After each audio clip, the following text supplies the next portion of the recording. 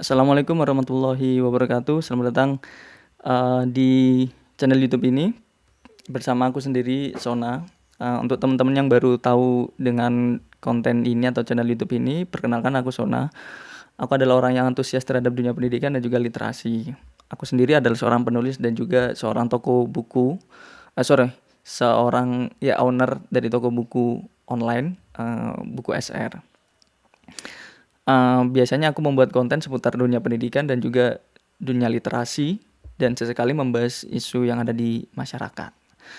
Tapi untuk konten kali ini aku mau membahas seputar dunia pendidikan. Nah, ini berkaitan dengan sebuah pemberitaan yang kemarin ada. Aku tidak katakan trending atau viral ya, karena emang tidak cukup banyak orang yang membahasnya, tidak cukup banyak orang yang menyorotnya. Tapi aku pribadi karena berkecimpung di dunia pendidikan, aku rasa ini cukup penting untuk aku sampaikan opiniku gitu. Uh, Ya, berita ini nggak viral atau trending tadi ya mungkin karena masyarakat tidak menganggap ini penting atau bahkan kalah dengan apa ya, isu-isu yang lain lah seperti itu.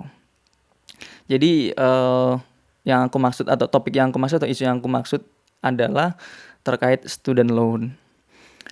Ya, student loan ini sebenarnya adalah pinjaman ya, pinjaman untuk calon mahasiswa yang mau melanjutkan studi di perguruan tinggi di level L1, S1. Ya, jadi ini ruang lingkupnya di perguruan tinggi, bukan di sekolah dasar sampai sekolah menengah atas.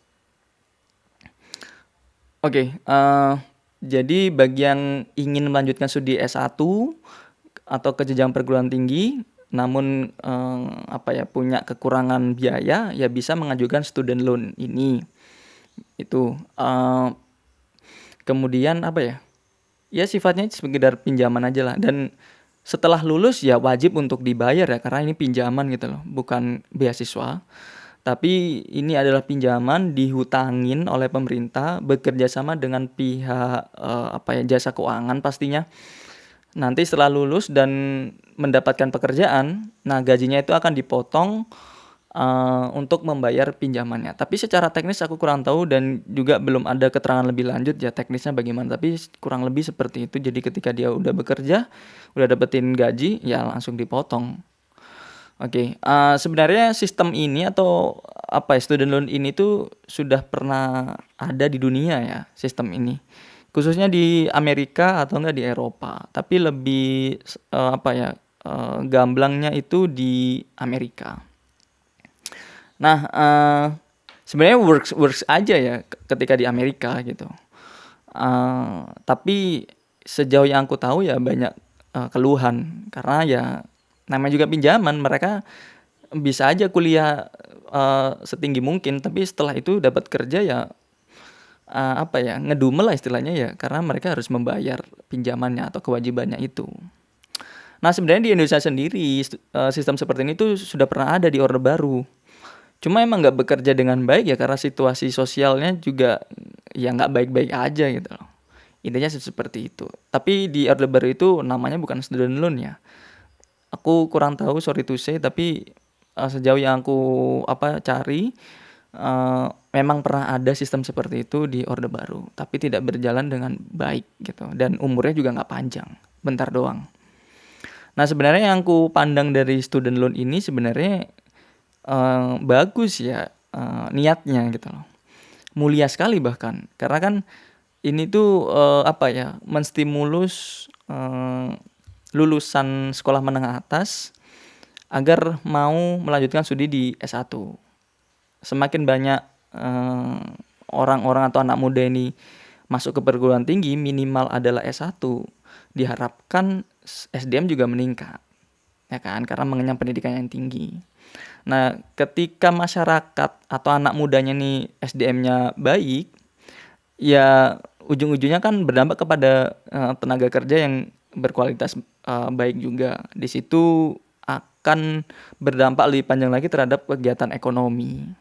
Ya, jadi banyak tenaga kerja yang baik melahirkan perekonomian yang baik. Terus perekonomian yang baik itu juga bisa menstimulus atau membuka opportunity terhadap suatu lapangan pekerjaan. Jadi lapangan pekerjaan yang tersedia di suatu negara juga relatif banyak gitu. Jadi kesempatan orang pun juga akan untuk bekerja ya maksudnya juga semakin banyak juga.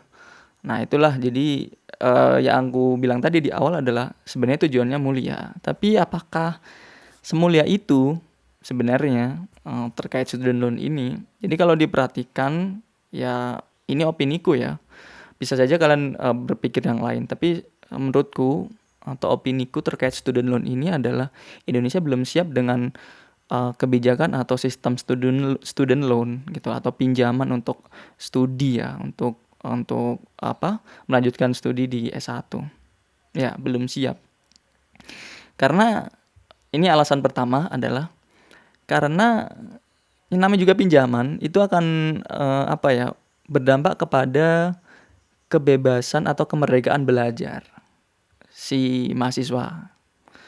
Jadi dia gini, kalau kita ngomongin konteks ideal dalam belajar ya sebenarnya siswa atau mahasiswa itu tidak bisa atau tidak boleh dibebani oleh sesuatu hal ya. Dalam artian kalau beban pelajaran sih that's okay, maksudnya emang harus diberikan beban gitu. Tapi kalau beban-beban yang lain yang tidak terkait dia belajar, termasuk salah satunya adalah biaya tadi, ya agak repot gitu loh.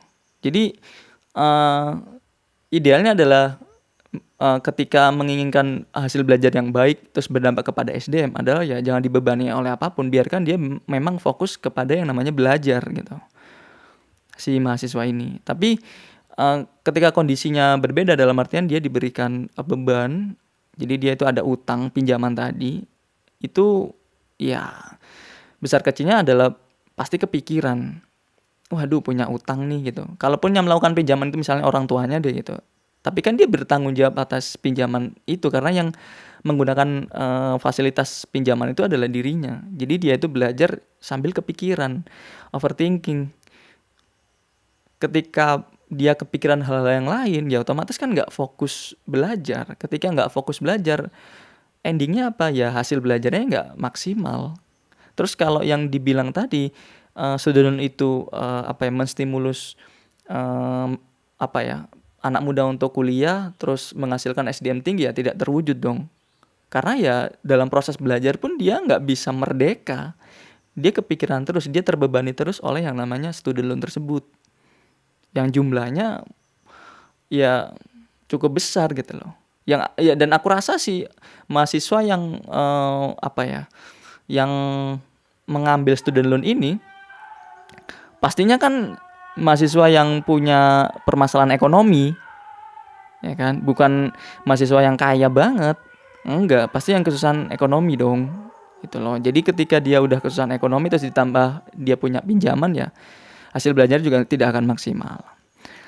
Kemudian alasan kedua adalah Indonesia ini secara ekosistem bekerja juga belum baik ya. Maksudnya gini, kita itu punya permasalahan di lapangan pekerjaan. Artinya apa?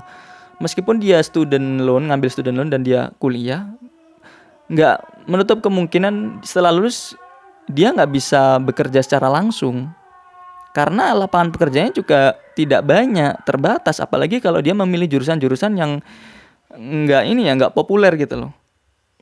Atau jurusan-jurusan yang dalam tanda kutip khusus, ya kan, sehingga dia ketika lulus terus kuliah setelah lulus kuliah ya nggak langsung dapat pekerjaan. Alternatifnya adalah dia bekerja di sektor non formal, di mana kerja di sektor non formal itu tidak menawarkan gaji tinggi. Nah terus kalau gajinya nggak tinggi, ya gimana caranya dia bisa mengembalikan pinjaman tersebut? Karena dia harus mencukupi kebutuhannya sendiri kan. Nah, alasan berikutnya atau alasan ketiga adalah ya biaya hidup semakin tinggi saat ini. Harus disadari seperti itu, ya kan? Setelah lulus terus bekerja, seseorang itu pasti akan udah melihat sistem dunia di mana harus ada cicilan ini, ada cicilan itu. Untuk mendapatkan ini tuh harus punya uang yang banyak, gitu kan, mengorbankan uang yang begitu besar. Sehingga ketika hal-hal semacam itu ada, terus ditambah lagi dengan pinjaman yang harus dibayarkan, ya susah. Akhirnya pola hidup anak muda tersebut adalah gali lubang tutup lubang. Jadi dia alhasil akan membayar pinjaman studinya atau student loan tersebut dengan utang lagi. Jadi dia utang untuk nutup utang. Gitu aja terus. Kalau itu terjadi di kelompok masyarakat yang cukup besar, ya siap-siap aja kriminalitas juga akan tinggi. Ya kan? Nggak ada tuh yang namanya masyarakatnya jadi lebih kaya atau lebih maju. Kemiskinan yang ada makin banyak. Terus kriminalitas juga semakin tinggi. Itulah yang akan terjadi kalau kita ngomongin dampak panjangnya gitu loh. Jadi mungkin aku bisa katakan, aku highlight di sini, student loan itu belum siap Indonesia dengan sistem student loan. Kalau menurutku ya mending pemerintah fokus aja untuk menyediakan lapangan pekerjaan yang cukup banyak. Itu dulu. Jadi ada suatu industri disupport, terus diharapkan industri tersebut bisa membuka lapangan pekerjaan yang cukup masif, khususnya untuk anak muda, dan ya setelah lulus langsung bisa menyerap tenaga kerja yang cukup relevan gitu. Nah, kalau emang sistemnya udah bagus industrinya, oke deh, baru bisa ngomongin student loan tersebut. Karena ketika